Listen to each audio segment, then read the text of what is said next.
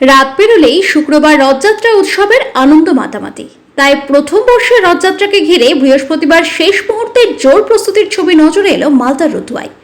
এবছরই প্রথম রতুয়া সার্বজনীন রথযাত্রা উৎসব কমিটির পরিচালনায় রতুয়ার পূর্ব চৌধুরী মোড় থেকে গড়াতে চলেছে রথের চাকা। এই রথ রতুয়া স্ট্যান্ড এলাকা পরিক্রমা করে শেষ হবে রতুয়া স্টেডিয়াম হরিবাসর প্রাঙ্গণে প্রভু জগন্নাথ দেবের মাসির বাড়িতে। তাই প্রথম বর্ষের এই রথযাত্রাকে ঘিরে চরম উৎসাহ উদ্দীপনা রয়েছে রতুয়ার সনাতন ধর্মাবলম্বী মানুষজনদের মধ্যে।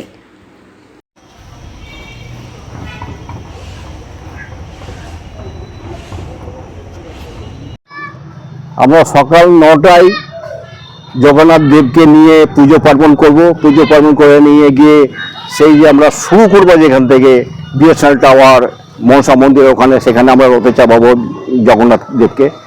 ওখান থেকে আমরা বেলা 1টার সময় সবাইকে জড়ো হতে বলেছি, জনসাধারণকে সবাই জন্য একসাথে জড়ো হয়ে বেলা 3টার সময় জেলা ইয়ে থেকে অন্যান্য আধিকারিকরা আসবেন, তাদের সামনে উদ্বোধন হবে। রথটা দড়ি টানবেন ওনারা, দিয়ে শুরু করবো আমরা 3টা থেকে। বেলা 3টা থেকে শুরু করে স্ট্যান্ড পুরো রাস্তা মেন রাস্তা দিয়ে গিয়ে স্টেডিয়ামের হরিবাসে ওখানে পৌঁছাবো। এবং হরিবাসে পৌঁছানোর পর ওখানে খিচুড়ি বিলি হবে সবার জন্য। খিচুড়ি বিলি করার পর সেদিনকার প্রোগ্রামটা শেষ করবো। কিন্তু পরবর্তী প্রোগ্রাম আমাদের একটা আকর্ষণীয় প্রোগ্রাম রয়েছে রথের মধ্যে, যেটা হচ্ছে কি 7 দিন যে ওখানে থাকবে আমাদের রথ, সেই 7 দিনের জন্য প্রোগ্রাম আমাদের সেট করা আছে। প্রথম দিন বাউল হবে 28 তারিখ থেকে, তারপর দিন ভাগবত হবে, তারপর দিন কীর্তন হবে। এইভাবে আমাদের প্রতিদিনের প্রোগ্রাম, তারপর ডুমনি হবে।